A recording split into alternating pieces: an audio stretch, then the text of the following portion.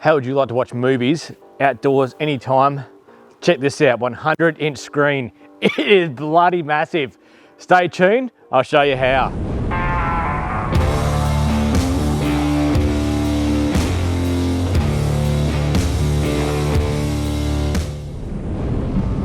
Now I've just turned the lights off so you can see just how bright this really is at night. It's just like a TV outside. We've got 30 km/h winds at the moment. As long as you position your car on the right angle, I've got this screen tension really tight on my awning. Look, even if I hit the back of it now, I'm hitting the back of the screen. It's still viewable, you can still watch this. I'll wait until tomorrow during the daytime.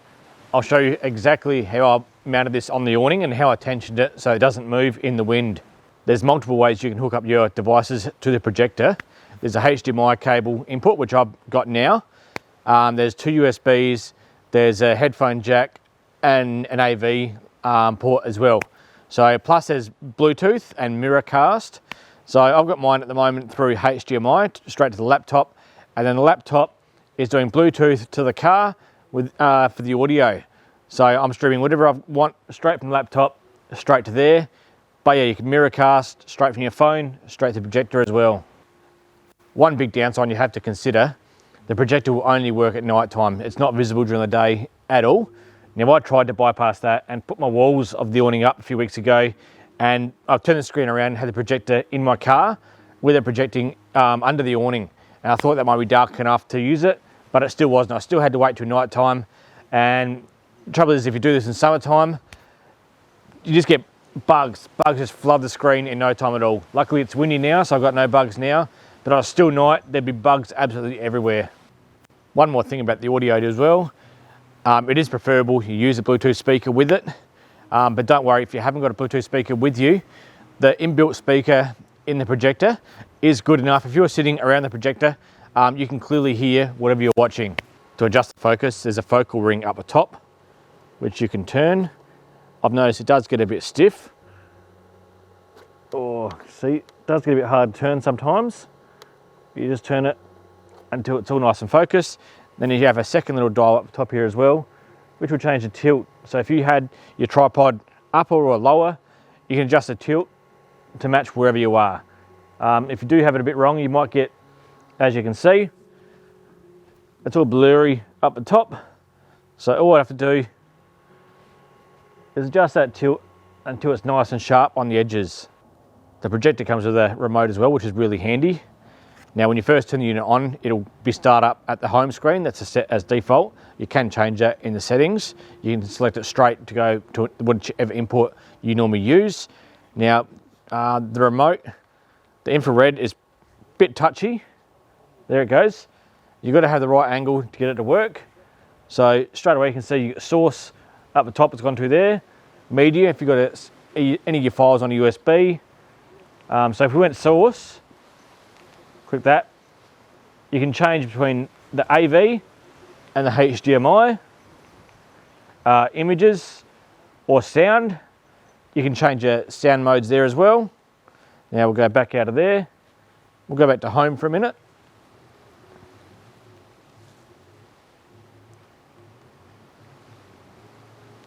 Media, no USB found, there's no USB in there.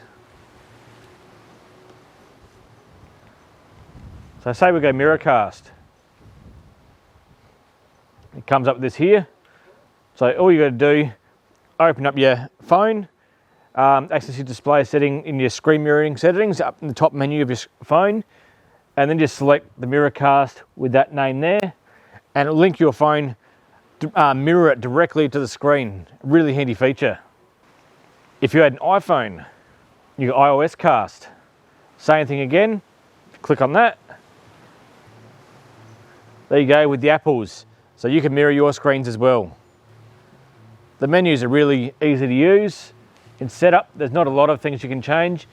You got your network with your Wi-Fi networks, your Bluetooth for your Bluetooth speakers and everything else.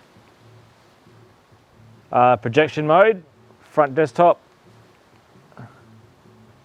You can mirror it upside down. Watch it on the ceiling. which would be good if it's in your bedroom. Right, advance, boot source, there it is. Boot source, you can change that straight to whichever source you want when it starts up, so it loads straight into it rather than going home. It's got a sleep timer on it, screen mirroring HD, updates, very basic. There's not a lot of settings to it, very easy to use. With the remote, there's an infrared port on the front of the projector and another one on the rear. So whether you're sitting in front or behind, just point at the projector and it should work, yeah, the majority of the times.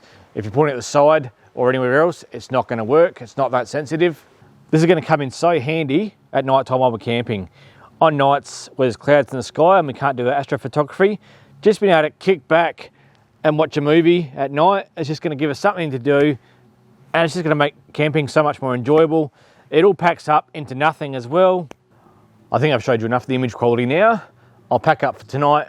We'll come back in the morning and I'll show you how everything is set up and how it all works. It's the next day and it's just as windy as it was last night. Now, going through how I mounted this, I went to my local fishing shop, just grabbed 2 normal extendable poles. It had a spigot in one end. All I did was went out and bought another spigot to put in the other end of it. And I connected the spigots through the eyelets in here with a bit of rope on my awning here and extended it out, which tensioned it, and then put another one around the pole here. Same thing, tensions it. That's all you need. Now I've had this up all night with the wind blowing flat out and it's still holding strong. Now that you can actually see the projection in the daylight, here's what I was talking about. You got your little focal ring here, which just slide to adjust, and your keystone up the top there. You have a power button, and your up, down, left, right, okay, and back. On the side, there's your inbuilt speaker there. Like I said, it's not the best speaker, but for that size, that's the best one they could find. Headphone jack, AV jack, 2 USB ports, and your HDMI. Infrared ports on the back and on the front, and your power supply on the right hand side. Now let's just take this off the tripod. You have a tripod mount on the bottom here, and also a little adjustable leg if you undo that. If you want to just rest this on a table, you can adjust the height with that leg, so you don't actually need a tripod, but if you want it more level, I would always recommend a tripod. When it comes to screen options, they've got 3 different screens available. Now you've got your little 84-inch screen, you got your 100-inch one, which I've got here between my awning, and then you can get a huge 120-inch as well, which is good in a gazebo. It'll work out nice between the legs of the gazebo. If you don't have anything to mount it to, they've also got this huge inflatable screen as well, which is fully self-standing and self-supporting, and that's an 84-inch screen. Now this definitely isn't the best projector on the market. It's a budget projector, but you wouldn't want to take a really expensive projector out camping with you anyway. This is the best they could do. They trialed, I don't know, 10, 15 different projectors for a year straight before they were happy with this projector here. It's the best they could find in this price range. Now, accessories that are optional with it. This bag here, which I really love actually. Projector fits nicely in the bottom there.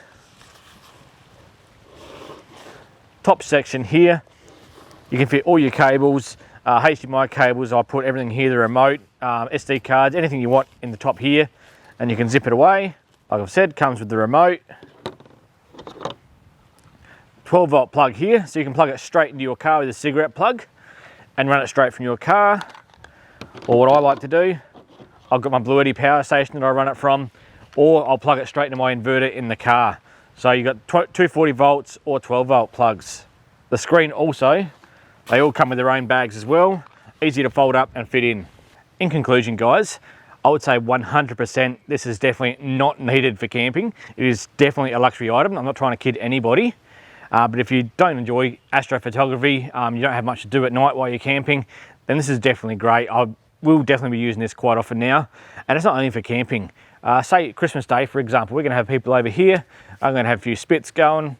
I'm going to play a bit of beer pong and everything else. And for the kids, they're going to be camping out here. I'm going to set the projector up. They can watch movies, TV, YouTube, whatever they want, and gets them outside, and they're going to love it.